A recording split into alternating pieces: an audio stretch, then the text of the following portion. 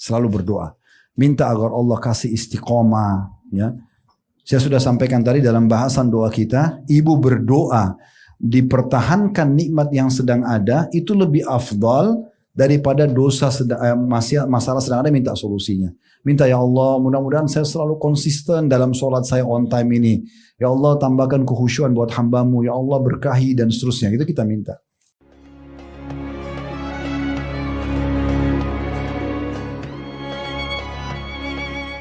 Alhamdulillah. Wassalatu wassalamu ala rasulillah. Segala puji dan puja kehadirat Allah subhanahu wa ta'ala. Juga salawat dan taslim kepada Nabi besar Muhammad sallallahu alaihi wa ala alihi wa sahbihi wasallam. Sebelum juga mulai insyaAllah, karena menuju ke solat asar sekitar 40 menit. Nanti kalau azan asar kita break solat baru kembali lagi. Untuk melanjutkan insyaAllah kalau masih ada sisa materi sama tanya jawab. Untuk menutupi tadi kekurangan waktunya. Baik, kita masuk sekarang ke pasal pertama ya. Betul ya? Ya.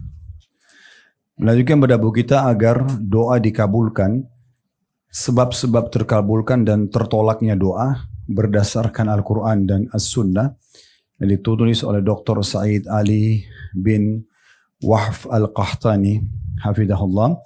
Dan kita sudah panjang lebar sebenarnya pada kesempatan yang lalu menjelaskan tentang pendahuluan buku ini. Dan juga apa yang bisa kita ambil pelajaran-pelajaran dari pendahuluan yang beliau tulis.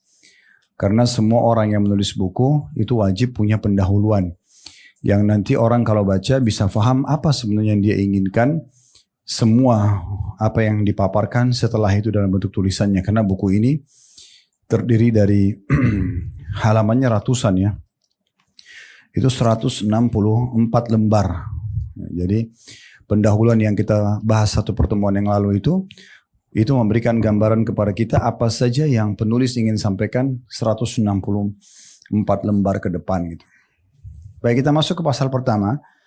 Ibu-ibu sekalian, ini berhubungan dengan masalah definisi dan macam-macam doa. Pembahasan pertama masalah definisi. Semua buku yang merupakan karya ilmiah, kalau mereka jelaskan tentang sebuah hukum atau sebuah peraturan atau syariat Allah SWT, biasanya dikasih definisi. Ibu bisa lihat misalnya kalau dalam buku fikih sholat, pasti dikasih dulu definisi sholat itu apa sih? Secara bahasa, etimologi atau terminologi secara istilah. Puasa misalnya, puasa Ramadan sering kita kerjakan, tapi kalau ibu kembali ke buku-buku ulama, pasti mereka mulai dengan definisi puasa itu apa? Secara bahasa, dan juga secara istilah atau etimologi dan terminologi. Semuanya begitu, haji, umrah, doa, apa saja pasti ada definisi. Karena dengan definisi ini kita jadi tahu, oh ternyata yang dimaksud itu adalah ini. Mungkin selama ini persepsi kita kelilur misalnya. Atau masih kurang sehingga kita bisa sempurnakan. Baik, di sini ditulis oleh penulis, doa dari segi bahasa berarti meminta dan memohon. Dan kalau istilah bahasa berarti bisa dipakai untuk semua aktivitas kita. Ya, jadi kalau berdoa dalam bahasa Arab dari sisi bahasanya itu adalah semua yang berbau permintaan. Ya. Seperti ucapan saya berdoa kepada Allah, saya memohonnya dengan suatu doa. Artinya saya memohon kepadanya dengan meminta dan saya mengharapkan suatu kebaikan yang ada dari sisinya. Hanya saja memang penggunaan bahasa doa itu umumnya ya digunakan untuk Allah Subhanahu wa taala. Berdoa kepada Allah berarti meminta darinya kebaikan dan mengharapkan kebaikan tersebut. Masuk dalamnya kebaikan, ibu-ibu sekalian, ibu minta sesuatu kebaikan, dipenuhi kebutuhannya, ya apapun yang kita butuhkan dari rezeki, panjang umur, kesehatan, itu juga ya namanya permintaan atau kebaikan. Sama juga kita minta diselamatkan dari mara bahaya, itu juga permintaan kebaikan. Jadi ibu kalau berdoa jangan hanya sekedar minta supaya dikasih penuhi kebutuhan makan, minum dan segala macam, tapi minta juga berlindung dari segala macam mara bahaya. Itu juga kita minta kebaikan namanya. Sebagai contoh dalam bahasa Arab, da'a li fulan, dalam kurung ya, dengan menggunakan kata bantu li. Da'a li fulan. Berarti berdoa untuk si fulan, yaitu memohon kebaikan untuknya. Nah, dari definisi ini juga berarti kita boleh mendoakan orang lain. Bahkan rutinitas mendoakan orang lain, apakah orang itu sudah baik, kita minta agar dipertahankan kebaikan padanya, kayak lagi sehat, kuat, rezekinya melimpah, kita minta agar diberkahi. Atau orang yang sedang dalam keadaan kesulitan, kita minta agar diberikan solusi ya oleh Allah Subhanahu wa taala. Yang penting ibu harus garis bawahi, ibu kalau mendoakan orang lain, sebenarnya keuntungan pertamanya kembali kepada kita. Misal contoh ada temannya ibu sehat nih, kaya raya. Lalu saya katakan, bu doakan juga dia. Mungkin ibu berpikir, untuk apa saya doakan Ustaz? Toh dia sudah kaya, dia sudah sehat. Kenapa saya nggak doakan orang yang sakit saja atau orang yang miskin saja? Maka jawabannya, harusnya semua bisa didoakan. Orang yang baik atau orang yang buruk. Maksudnya orang dalam kesulitan ya. Karena dalam sebuah hadis nanti akan dipaparkan juga panjang lebar dari setelah ini. Adalah sabda Nabi SAW, tidak ada seorang muslim yang mendoakan saudaranya muslim yang lain. Kecuali di atas kepalanya, malaikat mengatakan, wala kamithluhu wala kamithlu. Kau akan dapat yang sama, kau akan dapat yang sama. Jadi kalau ibu bilang, ya Allah tambahkan keberkahan rezeki buat suami.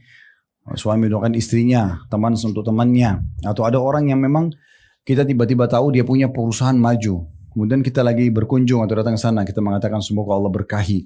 Sebenarnya kita sedang doakan diri kita. Karena malaikat di atas kepala kita mengatakan engkau akan dapat yang sama, engkau akan dapat yang sama.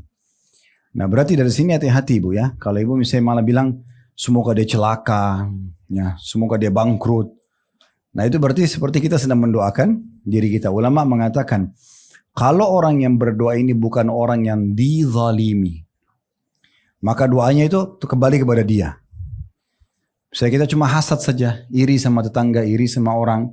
Kita minta supaya dia malah dapat kecelakaan, maka itu kembali kepada diri orang yang mendoakan. Tapi kalau orang ini sedang terzalimi, betul, dia punya hak. Satu celah saja. Dan orang yang terzalimi, muslim atau kafir, diijabah doanya. Makanya Nabi SAW berkata kepada Mu'adz bin Jabal radhiyallahu anhu, hai Mu'adz, hati-hati kamu dengan doa orang yang terzalimi, karena tidak ada antara dia sama Allah hijab. Tidak ada pembatas. Ya. Jadi jangan pernah sentuh hak orang lain, jangan pernah tidak memberikan hak orang lain karena doanya mustajab walaupun dia orang kafir. Contoh ibu punya perusahaan, ibu punya pegawai orang non muslim. Gak boleh ibu bilang misalnya, sudahlah dia kan non muslim, gak usah saya kasih gajinya. Tuh dia orang kafir misalnya, gak boleh. Ya. Dia kalau dia berdoa ibu kehancuran, maka ibu akan dapat itu. Satu-satunya doa orang kafir yang masih diijabah, kata ulama adalah dia kalau terzalimi. Ya. Ada sebagian ulama menambahkan doa kedua untuk orang kafir diterima kalau dia minta hidayah. Kayak misalnya dia bilang, ya Allah tunjukkan saya yang terbaik misalnya. Orang Nasrani, maka itu Allah ijabah juga. Tapi selain daripada dua ini, nggak ada doa orang kafir diijabah. Sesuai dengan hadis Nabi SAW dalam riwayat Bukhari, pernah Nabi SAW lagi jalan sama Aisyah berdua, lalu ada orang Yahudi lewat lalu mengatakan, Assalamu alaikum. Kan kita harusnya ucap assalam ya. Dia ganti lamnya jadi alif. Jadi assam. Assam itu artinya kematian. Orang Yahudi ini pikir Nabi gak dengar gitu. Dia mengatakan assalamualaikum. Nabi bilang waalaikum. Artinya dan untuk kalian kan itu. Kan kalau ibu bilang assalamualaikum warahmatullah. Kan yang jawab bilang waalaikum kan. Maksudnya dan untuk kalian juga. Nah Nabi bilang waalaikum. Kalau sama orang kafir ibu cuma bilang waalaikum. Ya. Maka Aisyah marah lalu mengatakannya Rasulullah.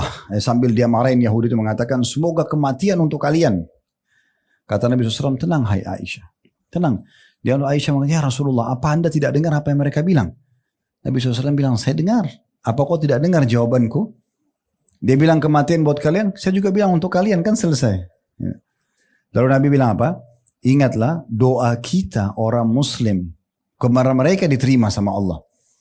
Misalnya kita sekarang doain supaya Allah binasakan pasukan Yahudi yang membantai umat Islam. Itu diterima sama Allah. Cuma kalau belum terlihat berarti akan ada proses. Allah akan kasih gitu.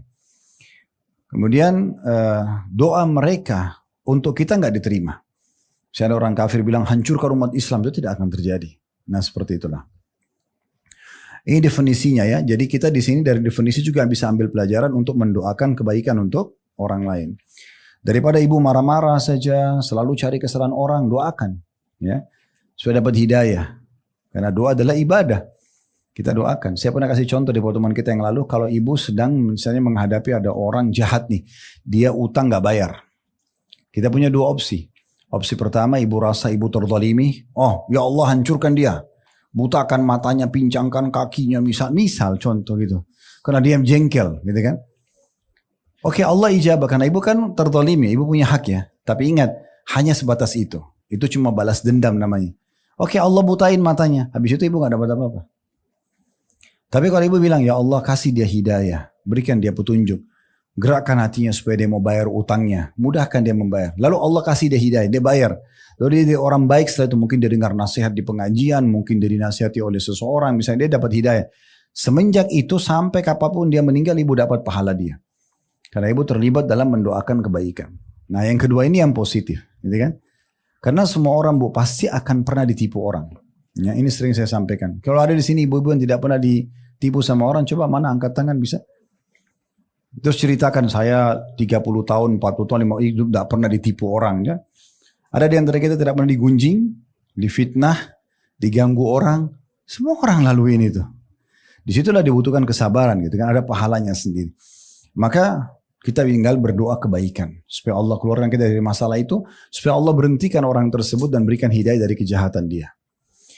Selanjutnya di bawahnya ada lagi bahasa Arab dalam kurung situ ya, da'a ala fulan. Nah perhatikan yang pertamanya pakai lam, da'a li fulan, doakan kebaikan untuk orang. Di kedua da'a ala fulan dengan menggunakan kata bantu ala. Berarti berdoa atas si fulan, yakni memohon agar keburukan ditimpakan atasnya. Jadi sudah kita rincikan ya, seperti mendoakan kehancuran untuk pasukan musuh boleh. Mendoakan orang lain yang sedang zalimi kita boleh, tapi opsinya adalah ibu doakan kehancuran atau ibu doakan hidayah. Nah kami selalu sarankan doakan hidayah, supaya dapat hidayah gitu ya. Abu Hurairah, ibu pernah dengar nama Abu Hurairah ya, sahabat Nabi yang paling banyak meriwayatkan hadis ya. Itu dia masuk Islam bu, ibunya masih dalam keadaan kafir. Tiap hari caci maki dia. Caci maki Allah, caci maki Rasulullah SAW, caci maki Al-Quran. Semua salah di mata ibunya. Tapi karena dia tahu sebagai seorang muslim dia nggak boleh bantai ibunya, tetap harus bakti. Dia diam saja. Cuma dia sering doakan kebaikan buat ibunya. Satu waktu pun dia datang kepada Nabi SAW mengatakan, ya Rasulullah, tolong doakan ibu saya supaya dapat hidayah. Dia akan bilang, ya Rasulullah ibu saya ini ganggu Islam, caci maki, doakan aja kematian buat dia. Ya Allah, ya Rasulullah doakan kebaikan. Lalu Nabi SAW doakan, ya Allah berikanlah hidayah ibunya Abu Hurairah. Pas Abu Hurairah pulang ke rumah, subhanallah, belum masuk rumah, depan pintu ibunya mengatakan, wahai Abu Hurairah jangan kau buka pintu kecuali kau sudah dengar syahadatku. Lalu masuk Islam, ibunya, gitu kan? Jadi siapapun yang jahat sama kita, bukan mustahil, dia juga manusia seperti kita, bisa berubah dari buruk menjadi baik. Inilah fungsi kita belajar doa Bapak Ibu sekalian. Kita kalau belajar seperti ini, itu sebuah teori ilmiah yang harus diterapkan. Supaya kita jadi faham, doa itu bukan hanya sekedar minta kebaikan aja buat kita. Minta kebaikan buat orang lain. Sebenarnya kita sedang doakan diri kita juga. Saya sering kali bu, kalau punya pengalaman, kalau di Saudi ya, Saudi itu kayak biasa banget mereka itu. Contoh misalnya saya ketemu sama satu orang nih. Saya jalan sama teman, ketemu sama satu orang di satu acara. Kami pernah diundang. Orang itu gak kenal saya. Tapi dikenalkan oleh teman saya, ini Khalid Basalamah dari Indonesia. Oh iya, dia dia dai di sana gini. Oh, bahasa pertama dia apa? Semoga Allah berkahi dakwah kamu. Semoga Allah gini. Orang ini gak kenal saya nih. Oh dia juga punya travel ya. Semoga Allah berkahi. Didoain. Saya pun melihat pada saat dia dikenalkan sama teman saya, ini si fulan dia punya perusahaan ini perusahaan itu. Oh, saya juga mengatakan semoga Allah berkahi. Semoga bertambah. Padahal dia sudah sukses. Tapi kita doakan tujuannya supaya kita juga tetap dapat gitu kan.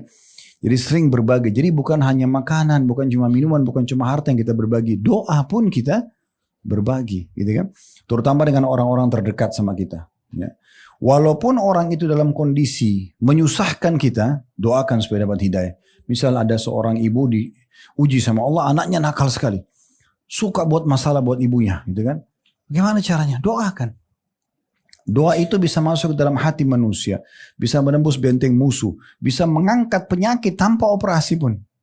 Doa itu luar biasa. Ada terjadi satu orang anak muda di Saudi, kisah nyata bu, matanya buta, bukan buta sih rabun, tapi udah nggak bisa lihat, tipis sekali, kacamatanya pun tebal sekali. Lagi jalan tawaf sama sa'i dibawa sama teman-temannya anak-anak muda. Begitu sampai tempat sa'i, tiba-tiba dia terfikir dia pengen minum zam-zam, dia bilang sama temannya tolong ambilin zam-zam buat saya. Diambil, dia menghadap kiblat, kemudian dia berdoa sama Allah sambil dia buka kacamatanya. Lalu dia berdoa, dia tutup mata, terus habis berdoa supaya Allah sembuhin mata dia, dengan penuh keyakinan diambil air tersebut diusap di matanya sama dia sisa airnya. Sebelum dia buka matanya, dia sudah langsung pakai kacamatanya yang biasa dia pakai. Kok jadi buram, lebih buram dari yang sebelumnya. Begitu dia buka, matanya terang. Sampai dia berteriak takbir di tempat saya, Allahu Akbar, Allah sembuhin mata saya. Secara medis sudah nggak bisa. Tapi kalau sama Allah beda. Kalau sudah sama doa, selama ingin ingat di materi pertemuan pertama kita saya titik beratkan, selama ibu tidak berdoa sesuatu yang haram, atau ibu berdoa minta mengubah sunnatullah, sistem yang Allah buat, Allah kabulkan.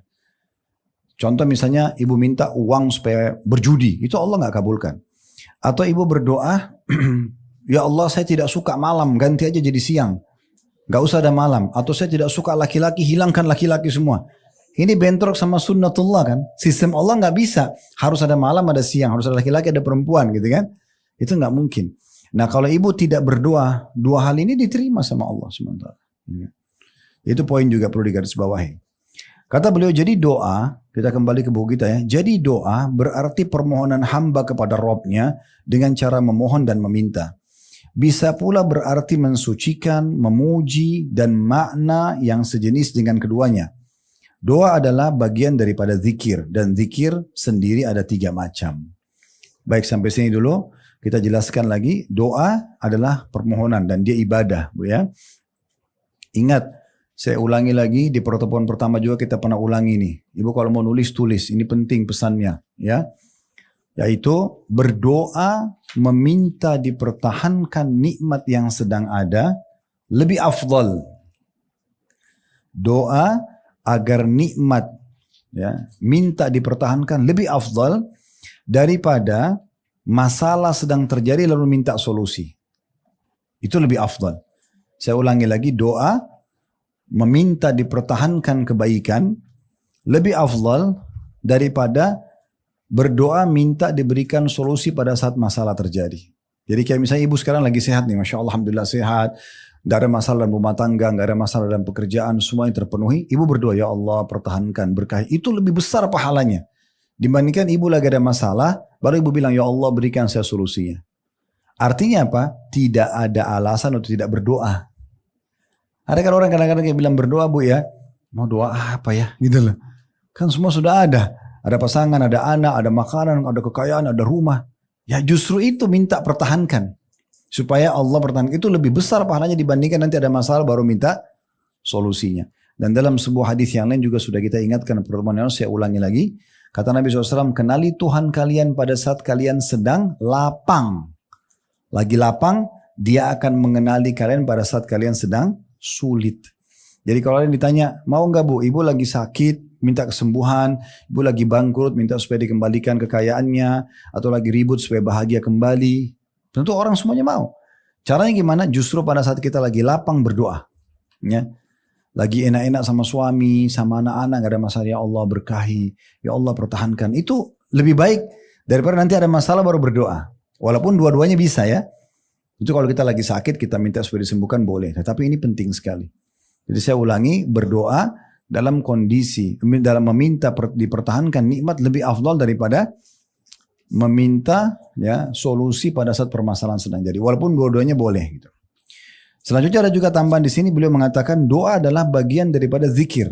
Nah ini banyak orang berpikir zikir itu hanya menyebut nama Allah, saya misalnya subhanallah, alhamdulillah, Allah akbar, astagfirullah gitu ya. Tapi sebenarnya bukan seperti itu. Doa zikir itu lebih luas bu. Zikir dibagi oleh ulama, yang paling pertama adalah zikir umum. Semua yang bisa membuat ibu ngingat Allah, zikir namanya. Ya. Apapun itu, misalnya ibu lagi keluar ke satu tempat kayak ke ta'lim tadi sini. Walaupun ibu tidak menyebutkan dengan lisannya subhanallah, ibu sekarang sedang berzikir. Kenapa? Karena menuju ke ibadah. Berarti kan ibu sedang mengingat Allah, kan gitu. Kalau ibu tidak ingat Allah, nggak mungkin ibu mau duduk di sini. Ibu pasti mau duduk di tempat lain misalnya kan gitu. Itu secara umum. Ibu lagi silaturahim keluarga, ibu lagi mau jenguk orang sakit. Apa saja kita kerjakan itu berarti selama dia pada jalan kebaikan namanya berzikir juga. Itu zikir secara umum. Zikir secara khusus dibagi oleh para ulama, ada zikir ya dalam bentuk doa, nanti kita bahas sebentar ya. Ada juga zikir yang menyebutkan dengan lisan. Baca Al-Quran juga masuk dalamnya berzikir. Ya. Jadi semua itu masuk dalam bab zikir yang merupakan ibadah yang luar biasa gitu ya. Beliau jelaskan sini zikir sendiri ada 3 macam. Yang pertama, mengingat dan menyebut-nyebut nama Allah dan sifat-sifat Allah dan makna-makna yang dikandung olehnya.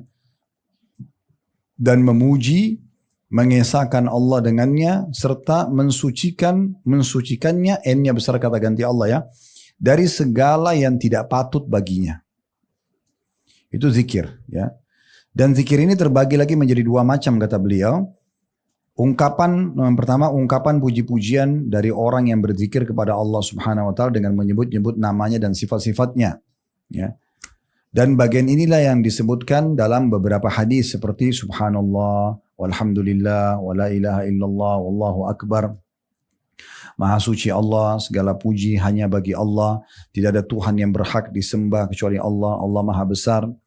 Yang kedua, memberitakan tentang hukum-hukum yang berkenaan dengan nama-nama dan sifat-sifatnya. Seperti Anda mengatakan Allah Maha Agung, Allah Maha Kuasa atas segala sesuatu. Dia lebih suka dengan taubat hambanya daripada orang yang menemui tunggangannya, kendaraannya yang hilang. Dia mendengar suara hamba-hambanya. Dia melihat aktivitas mereka. Tiada sesuatu pun yang tersembunyi darinya. Dan Allah lebih menyayangi mereka dari kasih sayang kedua orang tua mereka terhadap mereka. Ini juga dianggap bagian daripada zikir. Ya, jadi saya ulangi lagi di poin ini, ibu sekalian. Beliau mengatakan zikir yang pertama adalah zikir dengan memuji-muji Allah dengan menyebut nama-nama dan sifat-sifatnya. Yang pertama yang umum kita kerjakan, kayak kita baca subhanallah, alhamdulillah, Allah akbar, Allah. Yang kedua adalah ibu ingatkan dirinya dan orang lain. Misalnya ibu bilang, ada orang sakit nih, sabar ya, Allah itu akan memberikan pahala yang besar bagi orang yang sabar gitu ya. Atau ada orang diberikan nikmat, bersyukur. Karena Allah itu akan memberikan tambahan orang bersyukur. Itu juga ibu lagi berzikir namanya. Karena ibu mengingatkan orang ya.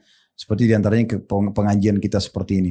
Di sini satu-satu saya ingin tanggapi ya. Poin nomor 2-nya. Memberitahukan tentang hukum-hukum yang berkenaan dengan nama-nama dan sifat-sifat Allah. Seperti Anda mengatakan Allah Maha Agung. Ya. Allah Maha Kuasa atas segala sesuatu. Ya. Ini namanya kita mengingatkan diri kita dan orang lain tentang sifat-sifat Allah. Kemudian D-nya kata ganti Allah besar. Sebenarnya kan dalam bahasa Indonesia setelah koma nggak boleh huruf besar ya. Kecuali titik. Kalau titik baru huruf pertamanya huruf besar. Tapi di sini lihat setelah koma D-nya, dianya D besar. Karena ini kata ganti Allah. Ya. Dia lebih suka dengan tobat hambanya daripada orang yang menemukan tunggangannya atau kendaraan hilang. Sudah tahu ini Bu ya? Sudah tahu belum? Ya? Saya perlu jelaskan? Ya, jadi ada hadis Bukhari yang kata Nabi SAW, Allah itu sangat senang, gembira dengan taubat hambanya. Lebih senang dan lebih gembira, ini berarti Allah punya sifat itu ya. Daripada seseorang di antara kalian yang membawa semua yang dia miliki di atas tunggangannya, itu di atas unta ya. Lalu dia jalan di padang pasir, di tunggangan itu semua ada. Makanannya, minumannya, pakainya, semua harta di situ. Dia nggak punya apa-apa lagi kecuali dia, unta itu sama barang yang ada di tunggangannya. Kemudian dia tidur kata Nabi Muhammad SAW di bawah sebuah pohon di padang pasir. Begitu dia bangun, untanya dan seluruh makanannya bekalnya hilang. Di padang pasir yang tidak bertuan. Nggak ada orang. Lalu dia keliling-keliling mencari, sudah capek, udah letih. Dia udah putus asa. Dia bilang, saya kembali ke pohon tadi, saya tidur saja. Mudah-mudahan saya mati gak bangun lagi. Karena di padang pasir gak ada orang, gak ada kehidupan. Banyak binatang berbisa gitu kan. Bekalnya semua hilang. Terus dia tertidur kata Nabi SAW. Kemudian dia terbangun. Waktu dia bangun, dia kaget melihat unta sama bekal di depan matanya. Nah bagaimana gembiranya orang itu? Allah lebih gembira daripada orang itu. Itu makna potongan ini. Ini potongan dari hadis ya. Makanya tadi saya tanya, perlu saya jelasin gak? Cuma 2 orang yang ngangguk-ngangguk ya. Kayaknya yang lain sudah pada paham. Sudah tahu belum tadi itu? Belum. Iya, jangan diam kalau ditanya. Ya. Karena saya akan berlalu terus kalau sudah tahu gitu kan. Jadi ini maksudnya ini potongan hadis Ibu ya. Jadi Allah punya sifat sangat senang. Allah itu gembira kalau ibu buat salah ibu minta maaf. Itu Allah sangat senang. Kalau manusia beda. Manusia kita kadang-kadang kalau dia jengkel banget biar kita minta maaf. Mungkin dia belum tentu memaafin. Kalau Allah tidak. Justru selama ibu mau taubat, ibu mau kembali kepada Allah. Allah sangat gembira dan menerima taubat hambanya. Selanjutnya koma lagi, dia lagi. D-nya besar kata ganti Allah. Dia mendengar suara hamba-hambanya. Saya ada temannya ibu ngeluh, saya sudah berdoa tapi nggak tahu diterima nggak ya. Ibu bilang Allah itu mendengar suara-suara hambanya. Karena salah satu sifat Allah adalah As-Sami', Maha mendengar, kan gitu. Kemudian selanjutnya koma lagi, dianya besarkan, dia melihat aktivitas mereka. Karena Allah itu Al-Basir, Maha melihat. Ibu harus faham apapun ibu kerjakan baik atau buruk Allah tahu. Jangan pura-pura nggak tahu masalah ini. Mau ibu sendirian di kamar hotel tetap Allah tahu semuanya. Ibu sendirian, ibu terima telepon orang tidak ada yang lihat manusia, Allah tahu. Ya. Ini penting sekali mengenal nama-nama dan sifat Allah. Allah itu tahu semuanya. Makanya para sahabat, para tabi'in, orang-orang saleh sebelum kita, mereka tanamkan betul perasaan sifat-sifat Allah itu sehingga mereka betul-betul merasa kalau dia bersyukur kepada Tuhannya Allah, kalau dia takut kepada Tuhannya Allah. Umar mengatakan radhiyallahu anhu, ingatlah sebelum matamu tertuju kepada sesuatu yang haram, ketahuilah Allah lebih dulu melihatmu. Maka Allah maha mengawasi dan maha mengetahui, itu maksudnya. Jangan kita ingatkan orang begitu. Ibu-ibu juga kalau nasihatin anaknya ingat. Jangan selalu bilang ibu atau ayah. Nanti ibu marah loh, nanti ayah marah loh. Allah marah. Allah larang. Nak sholat ya Allah yang suruh. Nah gitu. Selalu itu ya. Saya terapkan pada anak-anak saya yang Allah amanahkan. Subhanallah. Saya kadang-kadang lagi menyendiri, saya dengar mereka ngobrol. Mereka tidak tahu kalau saya ada. Tapi kakak adik sudah ngomong, Allah gak boleh loh. Allah larang, Allah suruh loh. Gitu. Jadi mereka tuh sudah bawa itu. Kita pun meninggal mereka sudah tahu. Ya, daripada hanya takut pada kita saja gitu kan. Nah itu yang dimaksudkan. Kemudian tiada sesuatu pun yang tersembunyi darinya. Nah ini Allah alim sifatnya. Al-alim pakai ain. Allah maha mengetahui segala sesuatunya. Ya apapun yang ibu rahasiakan Allah tahu. Ya. Kemudian dan Allah lebih menyayangi mereka dari kasih sayang kedua orang tua mereka terhadap mereka. Kalau yang terakhir ini saya kasih kisahnya ya. Pernah satu kali Nabi Muhammad SAW lagi hadiri peperangan melawan musuh-musuh. Subhanallah muslimin menang. Setelah menang banyak tawanan perang. Ada anak-anak, ada perempuan-perempuan, ada laki-laki, tawanan perangnya banyak. Maka waktu itu Nabi SAW suruh kelompokin anak-anak dulu, ibu-ibu baru bapak-bapak, nanti ibu-ibunya dipertemukan sama ini tawanan perang ya. Rupanya ada satu ibu di situ orang non muslim dia lagi keliling-keliling cari anaknya. Ya. Maka dia keliling, setiap ada anak didapat diangkat, bukan anak ditaruh lagi, begitu terus. Nabi perhatikan, lalu Nabi suruh para sahabat lihat ibu itu, suruh lihat semua, mereka lihat. Sampai ibu itu akhirnya dari sekian anak yang diangkat, ada satu anak diangkat, ternyata anak dia. Ibu bayangkan bagaimana posisinya dia sangat gembira, dia peluk anaknya, dia tidak peduli lagi ini kancah peperangan, debu berterbangan, panas sudah nggak peduli, yang penting dapat anaknya gitu. Saking gembiranya dia peluk anaknya gitu. Lalu Nabi SAW bilang sama para sahabat, kalau seandainya sekarang kita nyalain api unggun, kita minta ibu itu lempar anaknya ke api, apa ibu itu akan lakukan? Ya, para sahabat juga jawab seperti ibu. Dia mengatakan tidak mungkin ya Rasulullah. Mana ada seorang ibu mau lempar anaknya ke api? Apalagi setelah dia cari hilang terus ketemu, kan nggak mungkin. Apa kata Nabi SAW? Nah ini pesannya seperti tulisan ini. Ketahuilah Tuhan kalian Allah lebih mencintai kalian daripada ibu kalian ya kepada kalian. Jadi bagaimana ibu kita sayang sama kita, kemudian kita sayang sebagai ibu-ibu sayang kepada anaknya, Allah lebih sayang. Jadi Allah nggak mau kita masuk neraka bu. Allah mau ini kita semua selamat, makanya diutus Nabi, diturunkan kitab, disampaikan sama para ulama, para dai, ibu nggak boleh, ibu kerjakan, ibu jangan. Itu sekarang ibu tuh sayangnya Allah. Sampai pernah saya sampaikan kalau kita temukan ada satu maling, naudzubillah mencuri, digebukin oleh masyarakat dan mati, itu tetap kasih sayangnya Allah. Kenapa? Karena Allah itu tidak pernah menghukum berat hambanya di awal perbuatan. Nggak ada orang itu mencuri pertama langsung digebukin, nggak ada. Nggak ada orang itu baru pertama kali zina langsung kemudian dia dibongkar semuanya. Nggak ada. Allah masih tutupin. Allah buat dia rasa takut, rasa menyesal. Kalau dia ulangi lagi, nah peringatan Allah lebih besar. Tapi umumnya semua Allah datangkan rasa takut. Dia tetap melanggar, Allah datangkan lebih besar lagi. Misalnya dilihat sama orang. Tetap juga dia buat, Allah buat dia kepergok oleh media. Tetap dia buat, Allah rubuhin hotelnya. Gempa terjadi. Ketahuan telanjang misalnya. Itu kan gitu. Jadi lebih besar. Nah seperti itu. Jadi Allah subhanahu wa ta'ala memberhentikan orang pelaku dosa besar pun. Kayak tadi maling sampai digebukin sampai mati. Itu bentuk kasih sayang Allah. Karena orang ini sudah berulang kali mencuri. Gak mungkin pertama kali mencuri sudah begitu keadaannya. Tapi karena dia sudah dikasih peringatan, bahkan kadang-kadang sudah masuk penjara, udah digebukin, udah ditampok masuk penjara, sudah 5 tahun keluar curi lagi. Ya udah Allah datangkan orang dibunuh sekalian. Karena kalau tidak mau berhenti orang ini. Tidak mau berhenti. Dari sini juga ibu harus fahami, selama ibu mendapatkan teguran dari Allah, ini lagi mau niat buat dosa nih, apa saja dosanya, mau lihat yang haram, dengar yang haram atau apa saja. Ibu tiba-tiba khawatir, aduh dosa ya. Terus ibu berhenti, ibu aman tuh. Dapat pahala dan jauh dari hukuman. Tapi kalau ibu langgar, ya siap-siap. Semua pelanggaran punya konsekuensi hukum. Jangan pura-pura nggak tahu ini. Dan ingat ya, Allah itu kalau membalas bu, ibu buat satu kebaikan nih. Ibu misalnya sedekah 10.000 atau 100.000 rupiah. Allah nggak balas 100.000. Allah balas dengan 10 tahun kesehatan. Allah kasih apa. Itu 10.000, 100.000 tadi itu. Sama orang buat dosa, sekali bohong, Allah nggak hukum dengan 1 kali cambuk, enggak. Bisa 1 tahun orang menderita. Nggak selesai dari masalahnya, karena masalahnya itu. Makanya jangan dianggap remeh amal kecil, amal kebaikan, tetap kerjakan karena baik. Amal dosa juga ada yang dianggap remeh, karena konsekuensi hukumnya ada. Ya, kalau orang kerja di satu perusahaan, kapan pegawai itu berprestasi, datang on time, kerjakan pekerjaan dengan baik, ikuti semua SOP perusahaan, pasti dia terima gajinya, bahkan dapat bonus, bahkan nama harumnya, namanya jadi harum, bisa naik jabatan, kan itu. Bahkan mungkin Allah bisa buka yang betul rezeki, bisa punya perusahaan sendiri. Berapa banyak orang jadi pegawai tempat orang lain, tapi kena dia jujur baik bisa buka perusahaan sendiri. Kalau orang ugal-ugalan, datang telat, kerjaan apa adanya aja, nggak selesai nggak apa-apa, ditegur berapa kali, dipanggil sama HRD nggak apa-apa. Ini terancam ini. Surat peringatan 1, 2, 3, lama-lama di PHK, rusak nama baiknya. Ya, keluarganya terbengkalai, pendapatannya juga terbengkalai kan gitu. Nah itu di alam manusia, di hukum Allah SWT berlaku lebih berat daripada itu. Jadi kalau ada orang yang tidak selesai dari permasalahannya, pertama langsung taubat dulu kepada Allah. Karena masalahnya itu biasa akumulasi dari kesalahan yang ada. Baik, itu yang dimaksud di sini. Kemudian yang kedua, ini jenis zikir yang kedua.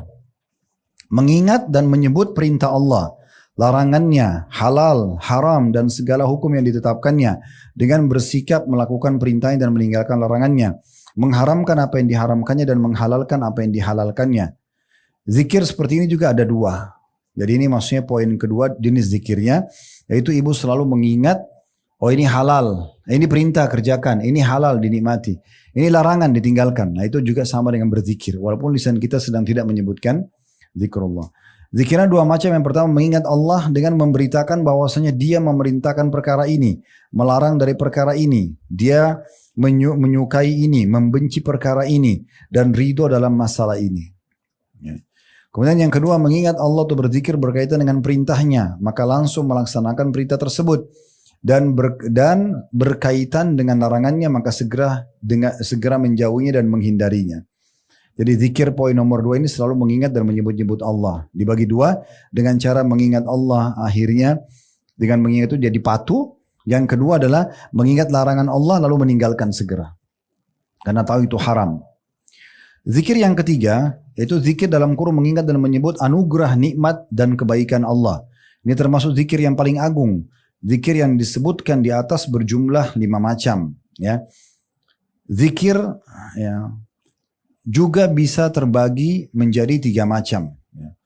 Ini maksudnya adalah yang zikir dengan mengingat nikmat Allah dan kebaikan Allah. Allah sudah baik sama saya, Allah kasih saya umur, Allah kasih saya pasangan, Allah kasih saya anak-anak. Jadi selalu gini, kalau zikir yang ketiga ini, ibu lebih dahulukan mengingat nikmat Allah daripada ujiannya. Nah, gitu. Karena pastikan ibu-ibu sekalian, nikmat Allah lebih banyak dan lebih panjang waktu dibandingkan ujian. Ya. Kita kalau 1 tahun sehat, paling tahun depan sakit flu seminggu. Ya. Kita lapar, ya mungkin setengah jam, kita akan kenyang habis makan mungkin 5-6 jam ke depan. Pasti lebih banyak nikmatnya. Nah begitulah. Di sini beliau mengatakan zikir juga kalau dari sisi yang lain bisa dibagi menjadi 3 macam. Tadi itu kan 3 macam zikir yang beliau bagi. Sekarang juga ada pendapat lain mengatakan zikir dibagi 3 macam. Zikir yang pertama zikir dengan menggunakan hati dan lidah, dan ini merupakan tingkat zikir yang paling tinggi. Jadi ibu hatinya berzikir, lisannya berzikir. Ya. Yang kedua zikir dengan menggunakan hati saja, dan ini merupakan tingkat kedua. Kayak dalam hati saja kita mengingat Allah atau menyebut Allah, lisannya tidak mengucapkan. Ini yang kedua. Yang ketiga zikir dengan menggunakan lisan saja, tapi hatinya nggak ikut. Ini zikir menduduki tingkat ketiga, tetap ada pahala. Contoh ibu habis sholat, subhanallah, subhanallah, alhamdulillah, alhamdulillah gitu ya. Hatinya nggak ya hadir, cuma merasa itu rutinitas. Berpahala kah? Berpahala. Tapi pahalanya kurang. Kapan dia maksimal? Ibu subhanallah sambil renungi dalam hati. Oh Allah maha suci. Alhamdulillah, begitu juga. Oh segala puji bagi Allah gitu ya. Allahu Akbar, Allah maha besar. Kita sambil renungi itu paling besar pahalanya. Atau hati saja yang kedua, atau lisan saja tanpa hati yang ketiga. Tapi kita berpahala, kecuali ibu riya.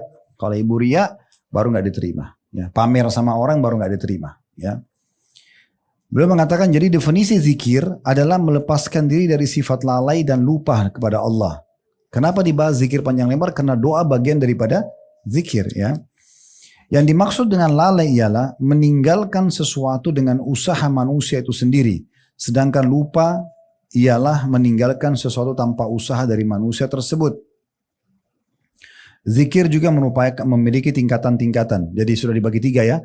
Tadi tentang masalah macam-macam zikir, ya. Itu dikatakan di sini tadi yang pertama, mengingat Allah dengan lisan ada 2 macam, memuji Allah seperti subhanallah alhamdulillah. Terus yang kedua menyebut hukum-hukum Allah seperti mengajar, ya. Ini bagian dari poin pertama. Poin yang kedua, mengingat dan menyebut perintah Allah, larangan Allah. Ya. Ini juga dibagi 2, dengan mengingat perintah lalu mengerjakan, lalu mengingat larangan lalu meninggalkannya. Yang ketiga tadi zikir dengan mengingat nikmat Allah, besarkan nikmat Allah itu. Begini juga di poin ketiga ini Bu ya, masih di halaman 5 tadi, masih di poin nomor 3 yang tulisannya ditebalkan tuh yang di bold ya. Lihat ya. Ibu coba belajar Bu, untuk lebih menikmati nikmat itu sendiri. Banyak orang tidak menikmati proses. Contoh misal, kalau ada orang makan, mungkin dia hanya makan sepotong tempe, 1 piring nasi sama sambal. Tapi orang ini nikmati. Dia makan tempe itu pelan-pelan sambil dia nikmati ya kacangnya itu, bumbunya segala macam. Dia makannya sama sambal pun dia nikmati, dia kunyahnya pelan-pelan. Ini beda sekali. Orang seperti ini biasanya kalau dia makan kita lihat kita juga pengen makan. Iya. Kadang-kadang cuma makan kerupuk aja, tapi karena dia nikmati sekali atau dia cuma minum kopi 1 teguk saja itu kayak nikmatnya luar biasa gitu ya. Nah itu sebenarnya bagian daripada bersyukur. Kalau dia faham, dia berpahala orang itu. Ya gitu. Yang jadi masalah, ibu kalau tidak nikmatin prosesnya. Misalnya sambil makan sambil angkat telepon. Yang mana mau fokus nih? Dengar orang atau makan? Kadang-kadang sudah habis kita nggak tahu kalau itu sudah habis.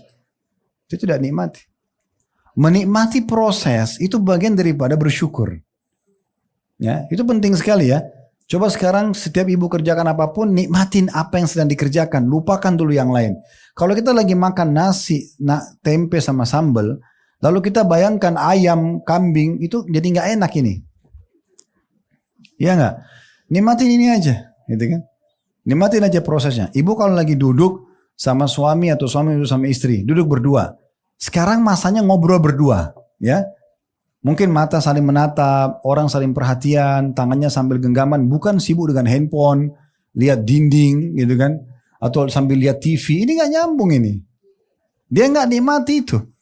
Sebenarnya dia simpan handphone, dia ngobrol berdua, lihat. Untuk apa menikah kalau lihat dinding, kan gitu. Nah, mungkin bagi orang lain mata pasangnya sudah bagus, mungkin orangnya sudah bagus, kulitnya mungkin sudah cukup, tapi karena dia tidak nikmati, bagi dia biasa kecil.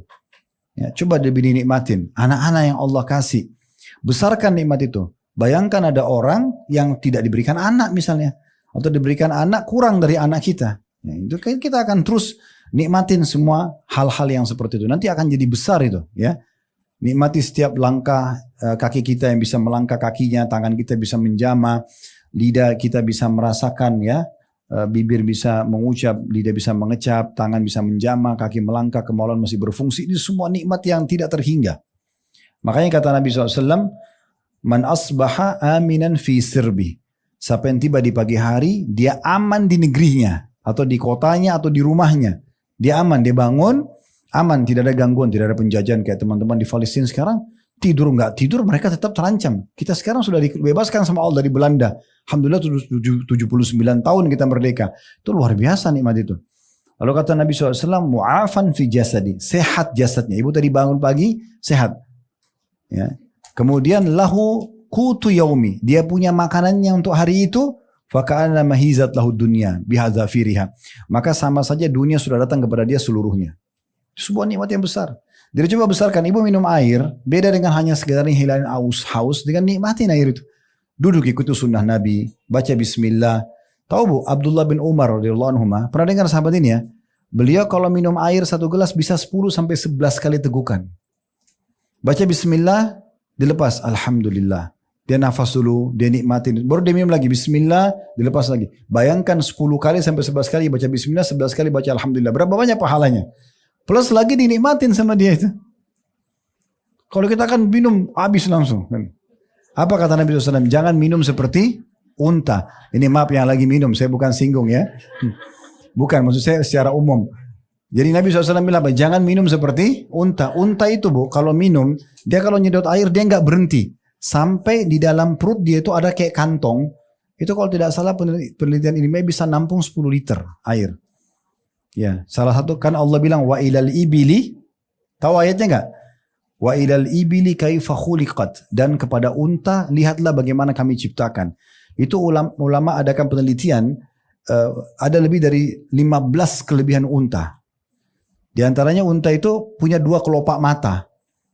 Jadi ada kulit, ada yang transparan. Jadi kalau lagi badai di padang pasir, dia turunkan yang kelopak transparannya.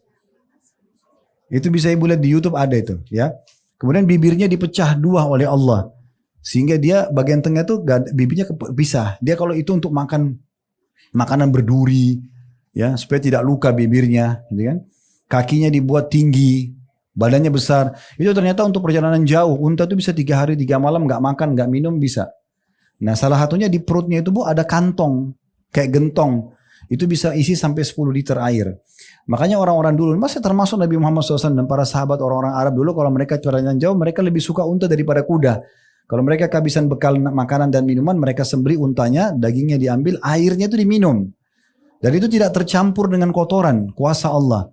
Dia kalau dia minum, dia nampung di situ dulu. Kalau untanya haus, ada satu sistem menarik air itu cuma membasahi tenggorokannya, baru terbuang ke tempat air seninya. Jadi tidak masuk ke sini lagi, itu airnya bersih. Makanya Allah suruh lihat keajaiban unta itu. Itu contohnya gitu ya. Nah ini perlu dijadikan sebagai tambahan. Kita langsung lanjutkan halaman 5 ya. Zikir mempunyai 3 tingkatan. Ini penutupan bahasan kita. Habis ini kalau ada yang mau bertanya silahkan ditulis. Tapi perhatikan sesuai dengan tema. Dan yang kedua jangan mengetes saya. Ya. Baik, yang pertama zikir yang zahir. Nampak maksudnya ya. Zahir itu nampak. Yaitu pujian kepada Allah subhanahu wa ta'ala. Seperti ucapan subhanallah walhamdulillah wa la ilaha illallah wallahu akbar. Maha suci Allah, segala puji hanya bagi Allah, tiada Tuhan yang berhak disembah kecuali Allah, dan Allah maha besar. Atau zikir yang mengandung doa, seperti firman-Nya, qala rabbana zalamna anfusana wa in lam takfir lana wa tarhamna lanakunanna minal khasirin, dalam surah Al-A'raf ayat 23. Maka Adam dan istrinya Hawa alaihissalam berkata, ya Rob kami telah menganiaya diri kami sendiri. Jika engkau tidak mengampuni kami dan memberi rahmat kepada kami, niscaya pastilah kami termasuk orang-orang yang merugi. Juga seperti firman Allah atau seperti doa yang diartikan Nabi SAW, ya Hayyu ya Qayyum birahmatika astaghith. Wahai Tuhan yang maha hidup dan Tuhan yang terus menerus mengurus makhluknya, dengan rahmat-Mu lah aku memohon diselamatkan. Atau berzikir mengingat dan menyebut dengan memohon perlindungan Allah seperti ungkapan Allah bersamaku, Allah melihatku, Allah menyaksikanku, dan semisalnya yang bertujuan membantu agar kehadiran Allah lebih dapat terasakan. Begitu pula untuk kepentingan memelihara hati, menjaga tata krama di hadapan Allah, menghindari kealpaan diri, juga memohon perlindungan kepada Allah dari syaitan dan kejahatan manusia.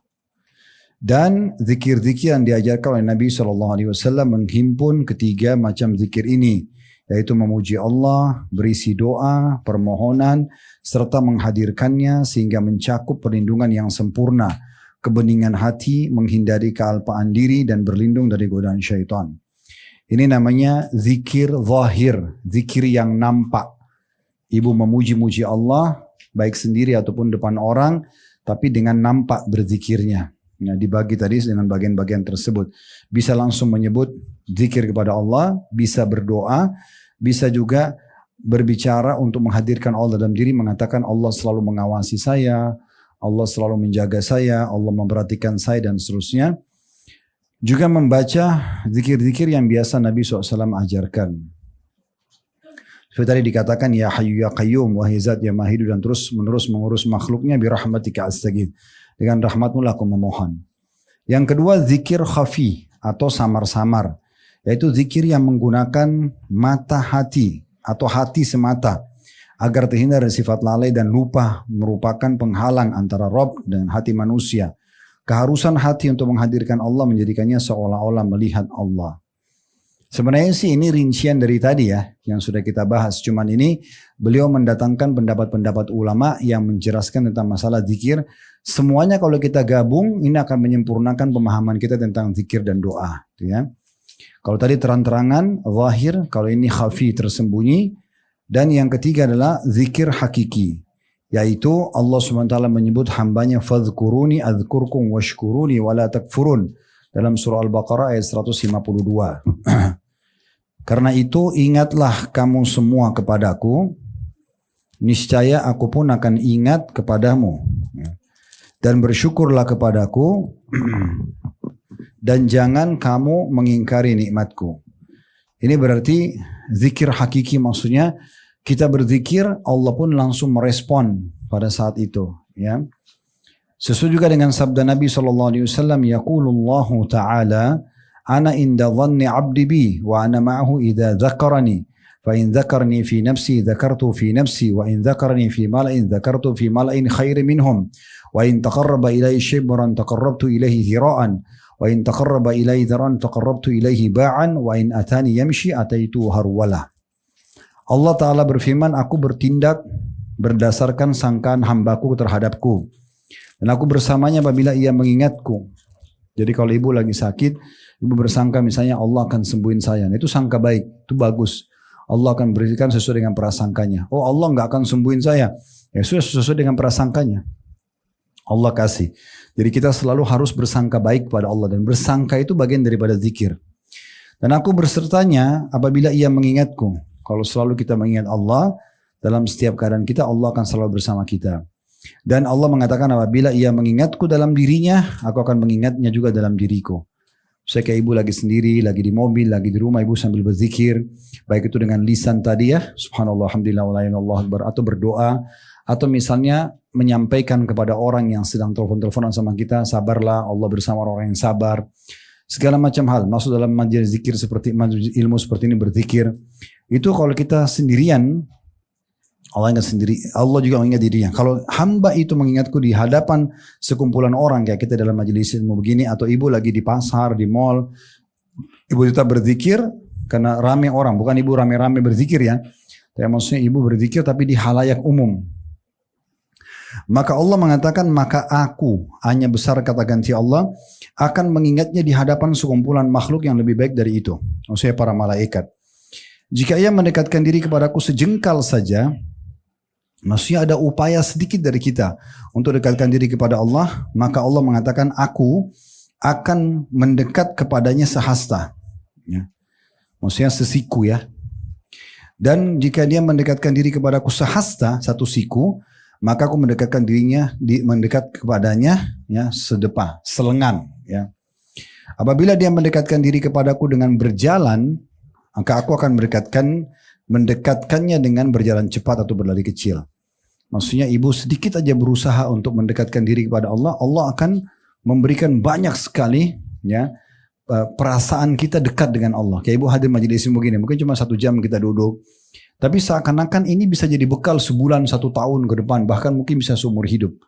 Jadi sedikit kita dekatkan diri kepada Allah, Allah akan lebih mendekatkan diri kepada kita lebih jauh daripada itu. Sebaliknya ya difahami ya, kalau ibu berusaha menjauhkan diri dari Allah, justru sengaja lalai, sengaja terus berdoa, tidak mau tahu berdosa maksud saya, sengaja juga selalu menjauhkan diri dari Allah, maka Allah juga jauhkan diri dari dia. Ya, ada satu orang pernah datang kepada seorang ulama dan dia mengatakan begini, Saya sudah sekian tahun buat dosa, tapi saya tidak pernah lihat ada hukuman datang kepada saya. Orang ini kebetulan fahamnya hukuman itu fisik saja, sakit, tabrakan gitu ya. Maka kalau tidak salah orang ini datang kepada Hasan Basri rahimahullah. Hasan Basri mengatakan kau keliru. Hukuman Allah sudah sangat banyak pada kau. Dia bilang mana? Saya nggak lihat. Maka Hasan Basri tanya, saya mau tanya, selama ini waktu kau menjauh diri dari Allah ini, kan dia tahu kapan dia dekat, kapan dia menjauh. Misalnya ibu dulu dari 17 tahun sampai 20 tahun, oh saya rajin sekali ibadah Ustaz misalnya. Setelah itu sampai sekarang dari 20 sampai 30 tahun kok lalai gitu ya. Saya lalai, terus dianggap tidak ada hukumannya gitu ya. Maka Hasan Basri tanya, kau kapan mulai jauh dirikan dari Allah?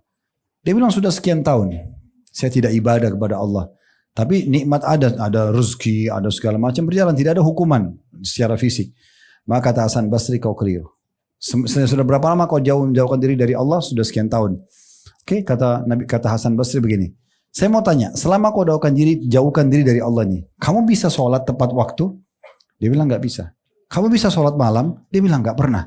Kamu bisa baca Quran? Nggak pernah. Kamu biasa rutin bakti sama orang tuamu? Dia bilang nggak pernah. Semua jenis ibadah yang disebutkan dia kerjakan tapi dia lalai, nggak bisa on time, nggak bisa konsisten. Kata Hasan Basri, itulah siksaan yang paling berat.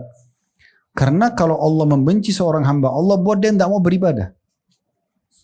Jadi bukan masalah jadi efek daripada buat dosa, Allah buat dia tambah lalai. Ya. Makanya umat-umat sebelum kita waktu disiksa sama Allah seperti kaum Ad, kaumnya Nabi Hud, kaum Thabud, kaumnya Nabi Saleh, kaumnya Nabi Nuh, kaumnya Nabi Ibrahim, kaumnya Nabi Musa, banyak Allah siksa. Yang Allah binasakan mereka itu sebelum disiksa, datang siksaan masalah pada mereka. Beberapa hari sebelumnya badan mereka tambah sehat, gembalaan mereka tambah banyak, harta mereka melimpah, hidup mereka bahagia, ketawa-ketawa. Begitu mereka tambah lalai begitulah datang siksaan Allah, datang sekonyong-konyong kepada mereka. Jadi Allah tidak menghukum orang kalau masih punya rasa khawatir, orang masih takut, itu Allah masih kasih dia terus sinyal supaya dia kembali kepada Allah. Tapi kalau orang yang lalai udah selesai, ya Allah akan hukum dia. Nah ini termasuk hukuman yang sangat berat. Oleh karena itu hati-hati. Satu sisi kita diperintahkan kalau kita mendekatkan diri kepada Allah, Allah akan lebih cepat dekatkan diri kepada kita. Tapi satu sisi kalau kita menjauh dari Allah, Allah akan lebih cepat menjauh dari kita. Jadi sangat jauh. Ibu, kalau saya gambarkan masalah keimanan ini contoh rasional dari saya. Kalau saya gambarkan untuk ibu, iman itu seperti anak tangga. Jadi kan untuk masuk orang ini anak tangga tuh. Kalau kita misalnya sudah dekatkan diri kepada Allah nih, rajin sholat 5 waktu, pokoknya kita puasa, misalnya kita dekat sedekah, kita kan naik terus imannya tuh. Karena iman akan naik dengan amal soleh. Contohnya ibu kalau lagi haji atau umrah, lagi di Saudi kan terasa imannya beda ya. Karena kan bertambah itu. Nah itu semua begitu. Di sini pun sama di Indonesia, kalau kita lagi rajin ibadah, bertambah tuh. Nah bertambahnya ini, kita ibu misalnya anggap ya ibu sampai ke anak tangga yang ke-10. Di situ ada godaan setan datang nih. Goda ini, goda itu, ibu lalai. Bahasa agama kita futur. Mulai lemah imannya. Dia turun tuh 2 tangga. Turun 2 tangga ini, setan gak akan biarkan ibu kembali ke level awal. Dia berusaha turun lagi. Sampai nanti ibu rasa kayak tidak ada iman rasanya. Kayak malas sekali ibadah. Bukan cuma sholat tahajud. Sholat wajib subuh pun jam 8, jam 7. Ya. Iya. Sholat kadang-kadang, sudah masuk waktu asar baru mau sholat duhur. Ya, lalai, karena dia lalai. Ya. Itu salah satu siksaan Allah. Orang banyak gak paham itu. Jadi Allah buat dia gak bisa lakukan itu ketaatan. Karena kalau dia buat ketaatan kan konsekuensinya berarti dapat surga. Masa orang lalai masih dikasih surga kan gak mungkin. Allah lalaikan dia. Satu sisi, jadi setan terus berusaha. Makanya kita harus berhenti stop. Bu. Yang bisa menyetop dirinya ibu dari dosa ibu sendiri. Allah tidak akan turunkan tangan dari langit memberhentikan kita, nggak mungkin. Kita harus segera berhenti. Ini haram, berdosa, berhenti. Wudu, ya, sholat sunnah 2 rakaat, taubat, berdoa sama Allah tulus. Ya Allah, hambamu sudah merasa lalai dan jauh darimu, maafkanlah. Kembalikan hambamu ke jalan yang benar, gitu ya. Terus kita berdoa sampai Allah nanti kembalikan level kita. Karena tidak ada yang bisa kembalikan kita ke anak tangga yang ke-10 tadi kecuali Allah. Satu sisi yang lain bu. Misal ibu naik ke tangga ke-10 iman tadi itu. Karena ibu pernah dengar ceramah tentang kematian misalnya. Tentang azab kubur, tentang neraka. Ibu merasa keimanan kuat, naik levelnya. Kalau ibu nanti dari tanggal 8 yang tadi jatuh itu 2 tangga. Ibu berdoa sama Allah minta dikembalikan. Untuk kembali ke tangga 10, ibu kalau dengar ceramah yang pertama, belum bisa mendongkrak. Harus ada ceramah lebih kuat dari itu. Jadi untuk kembali ke level iman itu nggak mudah, Bu. Sulit. Makanya jangan biarkan diri kita lalai. Saking sulitnya mempertahankan kebaikan. Ibu jujur nih 40 tahun. Ibu bohong satu kali aja di umur 41 tahun. Yang mana orang lihat? Orang lihat jujurnya atau bohongnya? Coba bayangkan efeknya. Itu kan dosa. Itu dosa satu kali bisa menghapus kebaikan kita semuanya. Itu bahaya sekali. Jadi jangan dianggap remeh ya. Makanya harus jeli, Bu. Kalau kita sudah berada di satu rel keimanan, amal soleh, pertahankan. Kalau perlu tingkatkan terus. Dan itu sudah pernah saya sampaikan di penyampaian, tapi di sini belum ya. Saya ingatkan, kalau mau istiqomah, konsisten, perhatikan 4 hal. Ini sebagai penutupan bahasan kita ya. Perhatikan 4 hal. Jangan lolos dari 4 hal ini. Yang pertama yang harus diperhatikan ya, adalah ilmu. Majelis ilmu. Nah, duduk seperti ini, Bu. Ibu longin dalam satu hari 1 jam, 2 jam, 1 pengajian, 2 pengajian. Offline atau online, gak masalah. Tapi buat satu simbol di atas kepala ibu, tidak ada hari tanpa ilmu. Gak boleh berhenti dengar. Allah berfirman, Rasulullah bersabda, minimal sekali ibu dengar Al-Quran dengan terjemahannya, minimal. Ya, putar di TV, di rumah, putar di mobil. Ingat ya, dengarin Al-Quran dengan terjemahan. Ibu gak ngerti bahasa Arab. Terjemahan itu akan menyentuh kita. Oh, ternyata Allah berfirman begini ya. Terutama ibu beli yang juz 30 aja. Juz ammah ya. Itu aja. Ibu dengar-dengar ulang-ulangi. Karena situ ada siksa kubur. Ada neraka. Ada kisah umat-umat sebelum kita. Ini dulu surah-surah ini yang pertama turun di fase Mekah, Bu. Belum ada perintah sholat. Belum ada perintah puasa di Mekah. Itu belum ada. Itu perintah sholat Isra Mi'raj tahun ke-11 kenabian ya. Nabi kan 13 tahun berdakwah di Mekah ya. 10 tahun pertama nggak ada perintah itu. Belum ada. Nanti fase di Madinah baru ada. Jadi itu umumnya surah-surah Makkiyah pendek-pendek dan banyak berkumpul di juz 30. Itu untuk menyadarkan orang ada Allah, ada siksa kubur, ada umat-umat kita yang dibinasakan, dengarin itu. Nah, terutama ceramah-ceramah jangan lupa ya. Jadi usahakan jangan lewat 1 hari kecuali dengar ceramah. Saya nggak bisa lupa ini, dan ini ada beberapa orang panitia pengajian yang undang kami di luar Jakarta.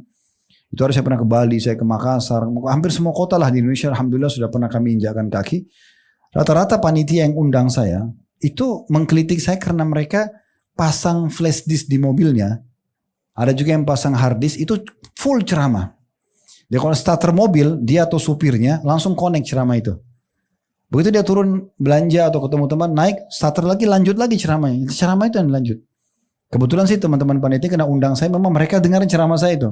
Kayak kasus ibu kalau lihat di playlist YouTube kami punya kajian sirah tidak kurang dari 40 episode. Serial sahabat lebih dari hampir 50 episode lebih. Dosa-dosa besar yang malam nanti kita bahas di Blog M itu sudah 10 tahun lebih. Itu sudah 180, 190 dosa besar. Artinya kalau ibu dengar 1 hari 1, butuh 190 hari untuk menyelesaikannya. Kalau 1 minggu 1 kali, 190 minggu gitu kan. Ibu mau belajar fikih, kami ada bedah buku namanya Bulughul Maram 1534 hadis. Semua sudah saya bedah. Tinggal mau atau tidak aja. Lihat playlist YouTube, ya, masuk di Khalid Basalamah cari playlist ya. Ada kan beranda, ada podcast, ada apa? Ada beranda, ada playlist. Klik playlistnya, lihat di situ. Lebih dari 50 kitab kami bedah.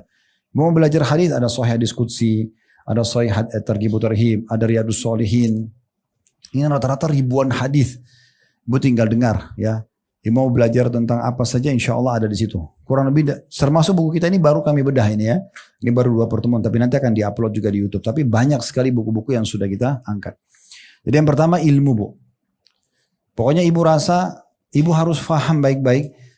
Ilmu ini duduk mendengar ilmu begini, Bu. Allah berfirman, Rasulullah bersabda, bagian-bagian ilmu agama ini ibu lebih butuh daripada makan pada saat lapar, haus pada saat minum, ya. Tidur pada saat capek, obat pada saat sakit. Kenapa Ustaz? Ya karena nanti agama ini yang ajar kepada ibu, ini makanan boleh, ini minuman boleh, ini pendapatan boleh, ini pergaulan boleh, atau ini tidak boleh. Kita harus tahu ini lebih kita butuhkan daripada semua itu. Jadi jangan lewatkan, Bu ya. Apalagi kalau kajian kita begini sebulan sekali. 1 bulan aja lagi deh. 1 bulan tuh sudah kendor imannya itu.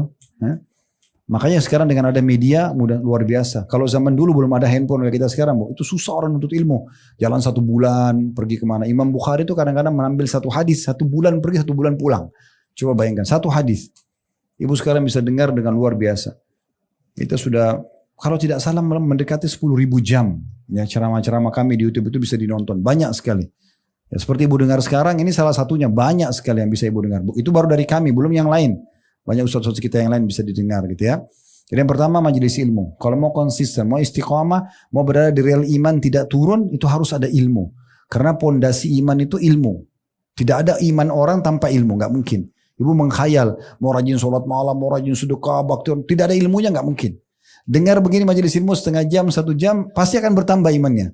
Pasti akan bertambah, itu pondasi dasar.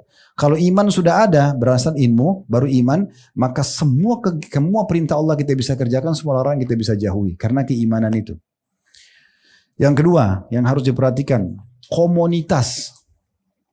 Yang kedua ini, praktek ilmu dulu.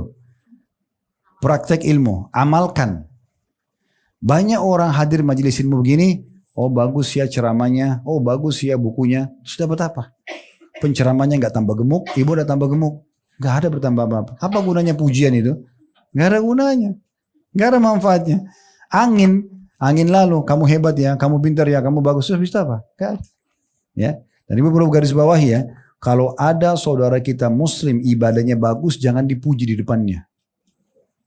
Gak boleh ibu bilang, kamu rajin sekali ya, tadi sholatmu bagus ya, kamu doanya tadi panjang ya, gak boleh ibu dong. Itu bisa membuat dia tadi ikhlas jadi riak nanti. Makanya pernah ada sahabat Nabi, sholatnya khusyuk banget, luar biasa khusyuknya.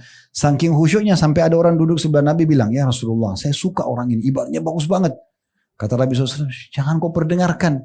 Kalau kau perdengarkan dia jadi, kau telah membinasakan dia. Tadinya dia ikhlas sudah jadi riak. Jadi sama kalau kita lagi buat kebaikan, tidak usah ibu tunggu pujian orang, jangan. Ibu kasih orang miskin bantuan 100.000, tunggu dia bilang terima kasih, untuk apa? Mau diapakan terima kasihnya dia?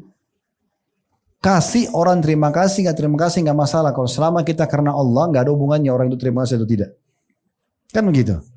Nah itu poin penting. Jadi amal kita maksimal pahalanya ya. Nah perlu dipraktekin. Nah dalam mempraktekin ilmu ini bu harus dipaksakan. Harus ibu paksa. Kayak sholat malam sudah tahu keutamaannya kan. Tapi masalahnya kenapa ibu selama ini masih bolong-bolong nggak sholat malam? Karena nggak paksain diri. Mulai malam ini saya komitmen mau sholat malam. Siapin sejadah terbaik, mukena terbaik. Berdoa sama Allah, ya doa yang mau dibaca, sampaikan. Ibu belum terbiasa bangun agak awal-awal gak masalah. Subuh misalnya jam 4 lewat 45, oke, jam 4 deh bangunnya. Gitu kan. Wudhu segala macam, sholat setengah jam, 15 menit gak masalah. Jangan juga pertama sholat malam langsung jam 2, nanti ngantuk. Ya. Terus langsung pilih Al-Baqarah, nanti bosan. Gak masalah surah-surah pendek dulu, konsisten dulu, sebulan berjalan, sudah terbiasa. Nanti ibu, gini bu ya, kita kalau biasa mengerjakan satu jenis ibadah, Allah akan berkahi di ibadah itu. Contoh ibu baru pertama kali sedekah, rasanya keluarin 10.000 itu kayak berat. Tapi kalau ibu sudah sering keluarin 10.000 terus, lama-lama ibu lihat itu kecil. Ibu akan pindah ke 100.000, mungkin awalnya berat, pindah lagi, lama-lama kita jadi kecil, sampai 100 juta, sampai miliaran kita anggap kecil. Karena Allah sudah berkahi. Ibu udah biasa sholat malam, sudah setahun, 2 tahun, 3 tahun berjalan. Nanti lama-lama jam 2 malam pun bangun biasa aja gitu. Gak jadi beban. Nah itu namanya Allah berkahi di situ. Ibu pertama mau baca Quran, berat rasanya. Tapi kalau ibu sudah rutinkan, Allah berkahi. Allah lihat keseriusan hambanya. Kita serius, praktekin itu, lama-lama Allah berkahi. Lama-lama kita merasa, kayaknya 1 juz 1 hari deh. Lama-lama kayaknya bisa 2 juz sehari. Lama-lama ibu bisa khatam dengan waktu yang sangat pendek. Kenapa sahabat bisa khatam dalam 3 hari sekali? Kan karena mereka diberkahi di situ. Nah Allah mengatakan dalam Al-Quran, "Walladzina jahadu fina lanahdiyannahum subulana." Orang-orang yang memaksakan diri menuju ke jalan kami akan tunjukkan mereka ke jalan kami. Harus dipaksa. Paksa kerjain ketaatan, paksa tinggalin dosa. Ibu biasa buat dosa apa? Paksa. Nggak mau, saya nggak mau buat. Setan nggak akan jelma cekik kita kok. Tak, kau harus tetap berzina. Enggak. Enggak, saya enggak mau. A'udzubillahi minasyaitonirrajim. Saya mau berhenti. Nah gitu. Itu termasuk definisi dalam masalah konsisten tadi. Jadi ilmu supaya istiqomah ya. Ilmu kemudian yang kedua praktek ini harus dipaksa. Paksa betul-betul Pak Ibu yang paksa sendiri. Ibu jadwalin, ibu haruskan. Lama-lama jadi bisa. Awalnya susah. Seperti orang lari, awalnya berlama-lama dia. Mungkin ibu kalau pertama kali lari, 10 meter sudah ngos-ngosan. Tapi kalau ibu sudah terbiasa tiap hari, lama-lama biar 100 meter, 1 kilo. Ada orang jalan lari berkuil belasan kilo gak capek, biasa aja. Karena dia sudah terbiasa. Ya. Jadi orang yang biasa itu akan menjadi kebiasaan dia. Yang ketiga, ini baru komunitas. Teman-teman, ibu jangan sibuk lagi sekarang sama orang-orang yang jauh dari agama, Bu. Gak boleh. Jangan bilang gak apa-apa kok ya. Mungkin maaf ya, dia masih belum sholat, dia masih apalah, banyak pelanggaran agama, kita bilang gak apa-apa. Jangan gak apa-apa. Manusia ini, kita manusia Bu, sensitif. Omong kosong kita tidak terpengaruh. Ada orang nonton film India 2 jam, oh saya gak terpengaruh kok. Bohong. Gimana caranya gak terpengaruh? Sebentar nanti habis filmnya, ulangi lagunya, ingat gerakannya, bayangin artisnya, kan pasti mana bisa. Sebagaimana orang kalau di majelis ilmu juga punya pengaruh kan gitu. Gak mungkin ibu duduk begini 1 jam 2 jam terus gak ada pengaruh tuh gak mungkin. Karena kita sensitif. Saya sering kasih contoh di pengajian, kain meja ini Bu. Saya dan ibu sekalian kalau pegang kain ini, kita pegang ini sekarang. Kita tahu ini kain kasar atau lembut seketika. Kita, oh ini kasar, oh ini lembut kan gitu. Tangan kita ini bisa langsung beda. Itu saking sensitifnya manusia. Hidung kita ini kecil lubangnya, tapi kita bisa cium ini wangi, ini busuk seketika. Semprot parfum wangi. Lewat tempat sampah bau, langsung waktu seketika. Lidah kita bisa bedain manis, asin, asam seketika. Coba bayangin. Telinga kita bisa bedain ini intonasi suara keras atau lembut seketika. Mata kita bisa bedain, oh ini terang atau ini gelap seketika. Ini nyalain lampu, terang. Begitu kita padamkan sini lampu, oh gelap. Langsung seketika. Jadi tidak ada ceritanya orang tidak terpengaruh. Semua pintu-pintu dosa Bu, pasti enak. Itu dibawa sama setan enak. Kalau orang buat film tidak dicari artis dan aktor yang hebat, itu nggak bakal ada yang nonton. Tapi memang itu dosa kan, nggak boleh. Ya udah kita tahan diri, itu harus ditangani ibu yang tahan. Enggak, saya nggak mau. Udah cukup. Saya sekarang harus gini, harus gitu. Ustadz masa pengajian terus? Emang kita hidup untuk ibadah. Itu pengajian, kemudian silaturahim keluarga, jenguk orang sakit, semua yang baik-baik. Hadiri mungkin apalah seminar-seminar pendidikan, bisnis, oke gitu. Tapi kalau duduk gosipin orang, ya kemudian apalagi fitnah, majelis untuk manipulasi data, apalah itu semua jangan, dosa udah. Karena tadi saya bilang ingat ya, kita kalau buat kebaikan, sedikit ibu buat, ibu Allah akan kasih lipat ganda banyak. Tadi sedekah dengan 100.000 Allah bisa kasih kesehatan 1 tahun misalnya. Kita buat dosa sedikit aja, cukup Allah buat kita hukuman sekian lama. Lalu untuk apa? Amal soleh untuk dipelajari dan dipraktekin. Dosa dipelajari untuk dijauhi, bukan dicoba-coba. Ibu gak usah bilang, oh babi haram, saya mau coba dulu rasanya gimana. Gak usah, sudah haram. Tahu haram selesai kan gitu. Zina haram, coba dulu gak usah nikah aja kan gitu. Kan selesai, kan ada gantinya. Babi ganti sapi, ayam, kambing, kelinci, banyak sekali. Kenapa harus babi? Kan itu. Khamr gak boleh. Minuman keras gak boleh, narkotika gak boleh. Baik ada susu, ada madu, ada sirup, ada air putih, ada jamu, banyak. Kenapa harus yang ini gitu? Ini sebagai ujian. Dan masalahnya ada konsekuensi hukum. Ibu harus tahu, ibu buat pelanggaran, ibu akan dihukum. Itu jadi masalah ya. Harus diperhatikan. Ini jadi komunitas, jadi harus kita sama-sama orang-orang baik. Nah, orang-orang baik ini ada di masjid, majelis ta'lim. Ya. Ini bukan di karaoke, bukan di diskotik, ini bukan teman baik-baik gitu. Dan ini subhanallah, amal soleh itu Bu, punya teman-teman sebagaimana dosa punya teman-teman. Ya. Orang majelis ilmu itu temannya dia apa? Bahas tentang masalah ilmu, bahas tentang kebaikan. Lama-lama kita butuh pendidikan anak kita. Oh dia punya pengalaman sekolah di mana? Kita mau donasi, dia punya yayasan sosial. Dia apa majelis ilmu lain dia tahu. Itu kan saudaranya semua tuh kebaikan. Ibu masuk ke karaoke sama diskotik, saudaranya banyak pasti. Musik, minuman keras, perzinahan, berantem, gosip, semua sama satu paket. Ibu sekali buka ini akan sama dengan ini. Ibu sekali buka ini sangat sama dengan ini. Dan susah menyatukan keduanya, nggak bisa. Ya, kalau ibu mau rasakan nikmatnya ibadah, ibu harus maksimal di ibadah itu, baru bisa. Ya, contoh saya kasih contoh supaya mudah difahami. Ibu pakai jilbab nih misalnya, ya, ibu sudah minta ini perintah Allah, saya mau pakai. Misal contoh, ibu pakai. Begitu ibu duduk di ruang tamu, ada satu laki-laki bukan mahram nyelonong masuk. Ibu lagi pakai jilbab, ibu rasa berdosa nggak? Kita ada perasaan salah sama Allah karena orang ini. Padahal kita bukan buat salah, dia yang nyelonong masuk. Kenapa? Karena ibu sudah menikmati jilbab itu. Lawannya buka aurat itu jadi hilang. Kan gitu. Nah kita balik sekarang. Kalau ada orang tidak tutup aurat, dia anggap itu gak masalah lah. Dia nikmati itu, kenikmatan tutup auratnya hilang dari dia. Ya enggak? Gak bisa ketemu itu. Yang ini bilang, sayang ya kenapa itu gak pakai jilbab. Yang ini bilang, gak panas tuh pakai jilbab. Ini gak bisa ketemu. Sekarang ibu contoh lain, sholat nih. Azan langsung sholat. Komitmen, pokoknya awal waktu. Kenapa? Karena Nabi SAW bilang, waktu ditanya amal yang paling Allah cintai, beliau mengatakan, as-sholatu ala waktiha. Sholat di waktunya. Azan, stop semua aktivitas. Mau meetingnya 100 miliar pun berhenti. Pokoknya saya mau sholat, selesai. Berhenti semua, pokoknya gak ada lagi. Aktivitas stop semua. Apalagi kalau cuma sekedar cerita, ngomong kosong. Tinggalin aja. Sholat dulu, 10-15 menit baru aktivitas lagi. Kan gitu. Sekarang kalau ibu nikmatin sholat itu.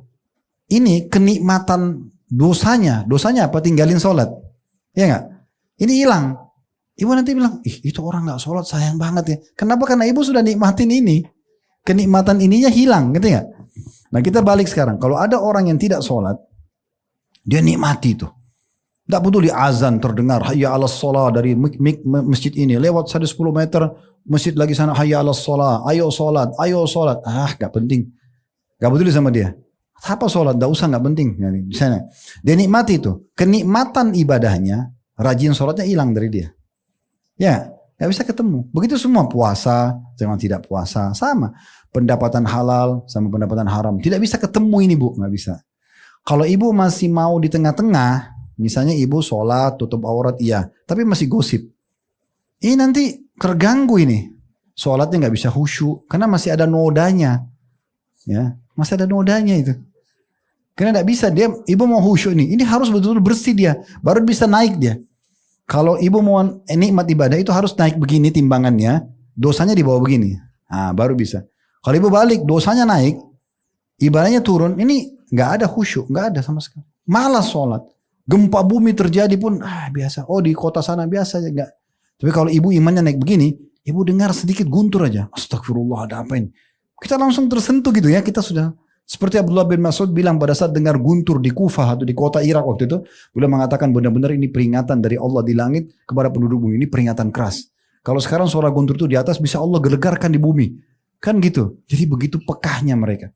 Kalau ibu pertemukan dua-duanya gak bisa. Ini hilang nikmatnya, ini hilang nikmatnya. Orang pakai jilbab besar misalnya. Dia tahu ini. Ini orang pacaran gak boleh dalam Islam. Tapi dia pacaran saja. Dengan jilbabnya dia jalan berdua, dia mau gandengan, takut, salah, dia tidak nikmati dosanya. Iya nggak? Kan hilang, dia juga terganggu di situ. Tidak bisa juga dinikmati sama dia. Orang kalau mabuk, tapi dia juga sholat. Dia mabuk, tapi dia berpikir, ya sebentar lagi azan. Dia tidak enak itu. Iya nggak? Ya udah jadi ahli maksiat itu sekalian. Supaya kau nikmatin, tapi neraka ujungnya kan gitu. Atau jadi orang baik sekalian, nah gitu. Makanya saya sering bahasakan ibu kalau mau hijrah, mau jadi orang soleha, 100%, jangan setengah-setengah. Untuk apa rem-rem? Jadi orang baik sekali, tinggalkan. Tiba-tiba ketemu sama teman kita di sebelah, kamu kan dulu begitu. Itu kan dulu. Sekarang sudah taubat, alhamdulillah. Syukur Allah kasih saya hidayah. Daripada meninggal dalam keadaan maksiat, kan gitu. Nah iya. Dan ingat ya, kami ini seperti saya sama teman-teman dai hanya bisa begini bu. Sampaikan ibu di pengajian. Kita nggak bisa nih ke rumah ibu satu-satu bu. Jangan lupa sholat ya. Jangan lupa, tidak ada. Ibu harus peka. Allah akan tanya ibu hari kiamat. Kan kamu sudah dengar ceramah di majelis itu. Kamu kan sudah dengar ustadz itu. Kita nggak ada hujah, nggak ada alasan hari kiamat. Jadi selamatkan diri kita. Toh jadi orang baik itu dapat. Ibu mau makan ada yang halal. Ibu mau biologis ada yang halal. Ibu mau kerja ada yang halal. Ibu mau pakaian ada yang halal. Kenapa harus yang haram? Kan gitu. Kenapa harus ini dan ini jumlahnya lebih sedikit? Mana lagi ada hukumannya datang kan gitu. Jadi itu perlu sekali untuk diperhatikan. Ya. Yang terakhir, yang keempat berdoa. Selalu berdoa. Minta agar Allah kasih istiqomah. Ya. Saya sudah sampaikan tadi dalam bahasan doa kita. Ibu berdoa. Dipertahankan nikmat yang sedang ada. Itu lebih afdal daripada dosa masalah sedang ada minta solusinya. Minta ya Allah mudah-mudahan saya selalu konsisten dalam sholat saya on time ini. Ya Allah tambahkan kekhusyuan buat hambamu. Ya Allah berkahi dan seterusnya. Itu kita minta. Apa yang ibu kira-kira ibu pikirkan nih? Susun. Kira-kira dalam ibadah apa yang ibu belum maksimal? Misalnya ibu belum biasa puasa Senin Kamis, misal contoh, ibu belum biasa puasa Ayamul Bid, ibu belum biasa rutin sedekah tiap hari, atau apalah yang kira-kira, ibu belum biasa sholat duha. Itu ibu minta doa terus. Ya Allah mudahkan, ya Allah mudahkan. Dan ingat paksakan tadi, mulai dulu. Sholat duha 2 rakaat dulu. Baca inna ataina wal asr, tidak apa-apa. Yang penting lakukan dulu. Ya. Ini saya tutup juga dengan perkataan ini ya. Ibu kita ini sama syaitan bu, seperti orang yang mau lomba lari. Kita di garis start ya. Kita di sini, syaitan di sini. Selama ibu tidak melangkah, syaitan itu akan kalahin kita. Karena sebelah kita, kamu gak bisa, gak usah kamu begini, kamu gak bisa. Dia selalu gitu. Tidurlah malam masih panjang, gak usah bantu yang itu. Karena dia dekat sekali sama kita. Kita gak jalan, dia juga di situ. Kapan dia kewalahan? Kalau ibu sudah mulai. Ibu lari dulu. Kalau ibu lari udah mulai start, syaitan kelabakan godain kita bu. Karena kalau dia mau kejar kita, untuk goda kita, dia harus cepatnya sama dengan kita.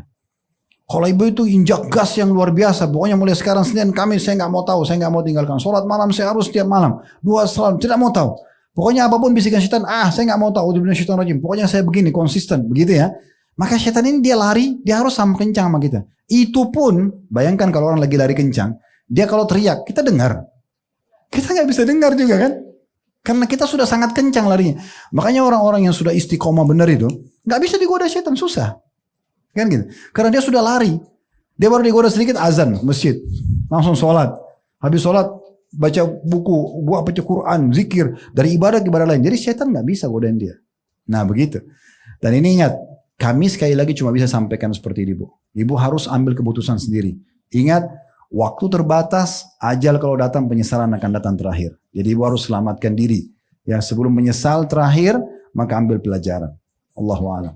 Baik, melihat waktu kita tutup sampai sini ya. Subhanakallahumma bihamdika asyhadu an la ilaha illa anta astaghfiruka wa atubu ilaik. Wassalamualaikum.